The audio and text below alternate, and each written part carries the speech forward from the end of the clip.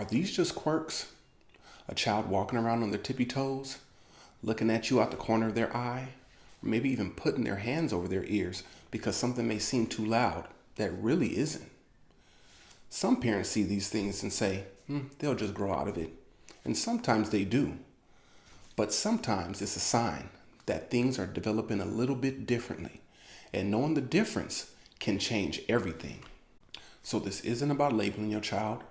This is not about panic. But it is about understanding these patterns early so you can get them the help that they actually need. Because the sooner you understand the why, the easier everything becomes later. One of the first areas we look at is social connection. Not just are they around other people, but are they interacting with other people? So the first thing we need to understand is the word autism. The stem of that word is auto, by the self, the one, the only. So what does this mean socially? Typically, it means that they prefer to do things on their own or serve their own self-interest. Now, this doesn't mean that they are extremely selfish people, but this means that neurologically, they are programmed to do things that fit their self-interest. So you will see things such as maybe ignoring their names.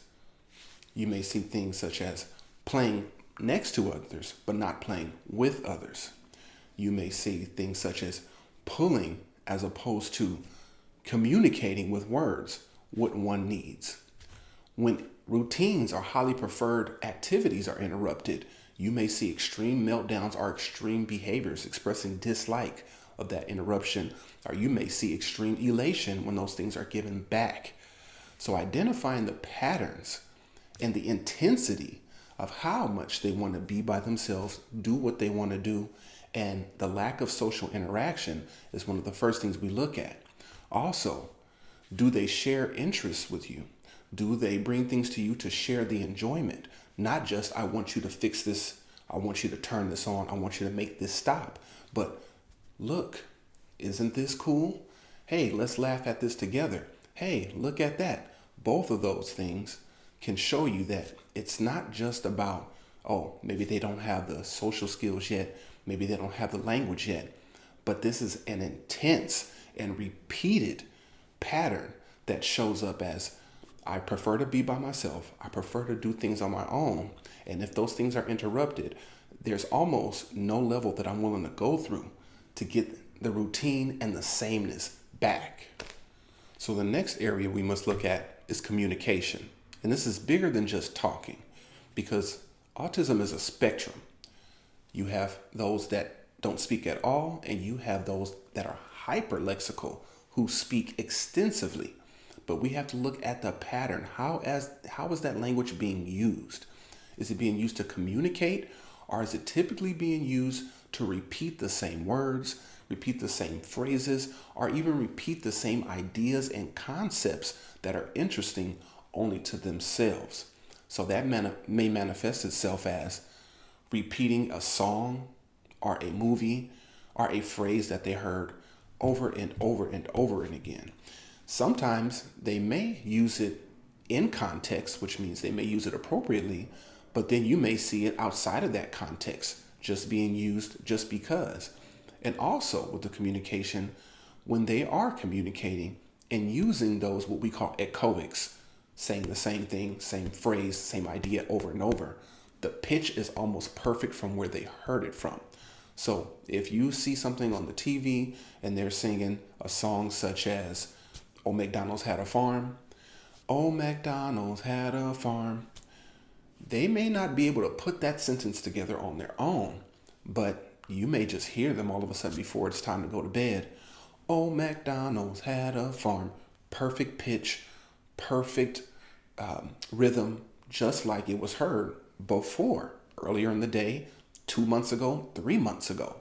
But that pitch and that rhythm and the ability to repeat what was heard earlier is almost perfect. So the speech is also not being used to communicate. So what do I want? I need this. Can I get an apple? Can you give me the bottle? I need to use the restroom. We call those mans because they can be a demand, a command. Basically, you're requesting something. Also, are they able to label things in their environment? They rarely do those types of things. Also, are they able to comment or share comments and ask for comments about various things in their environment? Oh, do you have a ball? I like that ball. What do you think about that ball? You typically don't get that type of language or that robust of language. So look for those type of patterns when we're talking about communication. Remember, it's not just words, although if they're not developing words, typically by the age of 2.5 or 3, that would be a sign that you would want to look further into it, either with speech or psychological evaluations. But that does not automatically mean autism.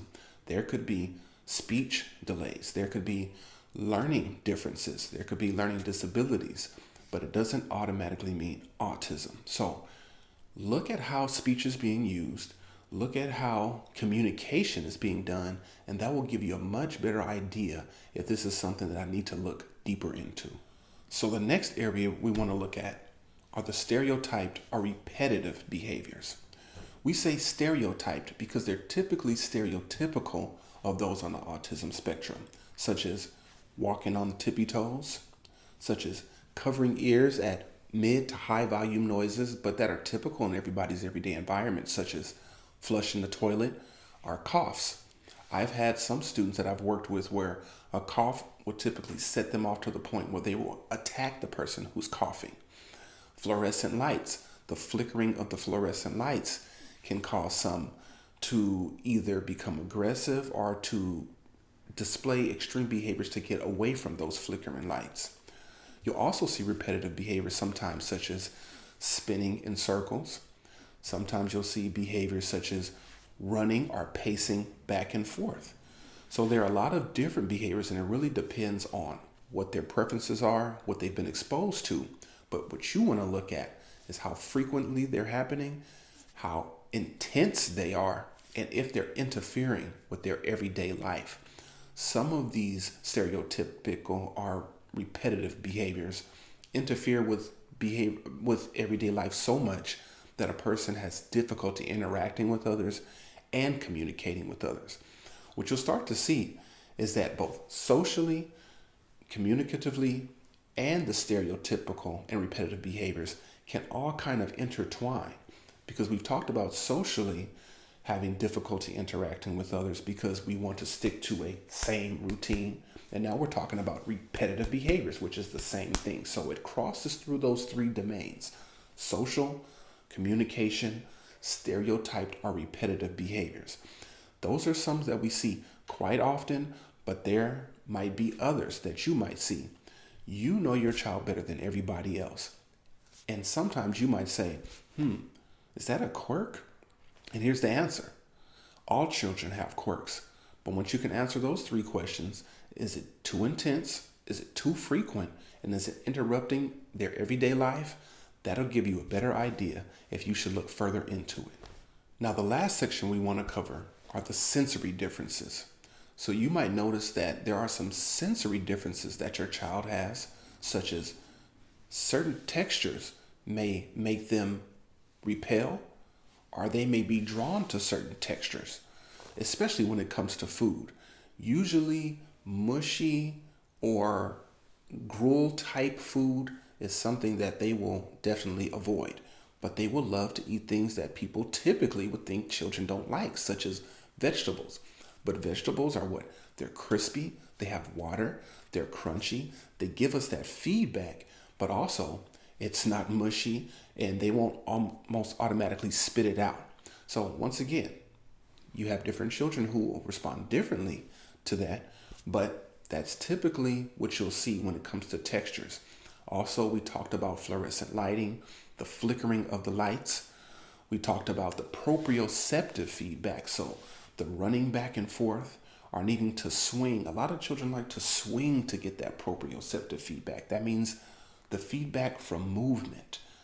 They love to be held and they love to be rocked, and sometimes that soothes them as a child. And that's sometimes the only thing that can get to soothe them as a child. Or they will seek out deep pressure, a hug, or they may come and lean into you, or they may not even realize that they're leaning into you so hard that it may be causing you pain sometimes. So identifying those sensory needs that they have can give you also a good idea. Is this something that I need to look deeper into, or is this just a quirk? So this is the part that most people miss. These are not bad behaviors. This is not something that you need to extinguish or get away from or get rid of. This is something that you need to understand, because we always say here, all behavior is communication. And if you could understand what they're telling you, then you can speak their language, and you will see an entirely different world open up at that point. You will understand what they're trying to tell you. You will understand their communication. You will be able to communicate back with them. Not only that, you can bring each other into each other's worlds and help each other learn how to engage. If they need to learn how to join a group or how to leave a group, now you can use that connection that you've made, that communication that you've developed with them, to teach those skills. But if you're constantly trying to get rid of, avoid, and extinguish the behaviors that seem like quirks, you're missing the entire point, and that will be an uphill battle. So keep your eyes open, keep your heart open, and that would allow you to communicate and identify those needs and open your worlds up to each other. So what should you do if you see these signs? Don't wait and hope that it goes away. You want to seek early help, because early intervention is the key to long-term success. Also, talk to a professional. If you know somebody, or if you know a friend of a friend who's either a psychologist, speech and language pathologist, occupational therapist, who may give you an idea of what to do next, take those steps. Don't just brush it off. That brings to number 3. Trust your instinct. If you feel like this is more than just a quirk, it takes nothing just to get an evaluation, just to get an opinion, just to get someone to look and say, I confirm your hunches and you're right. Once again, you're the parent, you know best. So don't ignore it. Don't hope that it goes away. Take an active acceptance first, and then take those necessary next step, which is to seek professional support, because that early intervention can help you in the long run. And once you're no longer here, they will have the skills and the tools needed to have a very successful and a happy life. So if you found any of this information helpful, make sure you continue to come back, because we'll continue to break down child behavior and human behavior so that you can understand it, because learning that behavior is learning the communication. Also, if you think you need further support and you're in the Southern California area, definitely reach out to us by looking at the information in our bio and contacting us. We can help you look deeper into those things that you might feel like are quirks, and give you concrete answers and give you a concrete plan to help you identify that communication, that behavior style, so you can get the supports that are necessary. So, happy Autism Awareness Month. We wish all the families, all the people, and all those that support them a very, very happy and aware month, so that we can continue to support each other and we can continue to help the growth. So always come back, hit that subscription, that notification bell, like it so other people can find this information. And as always, stay tuned.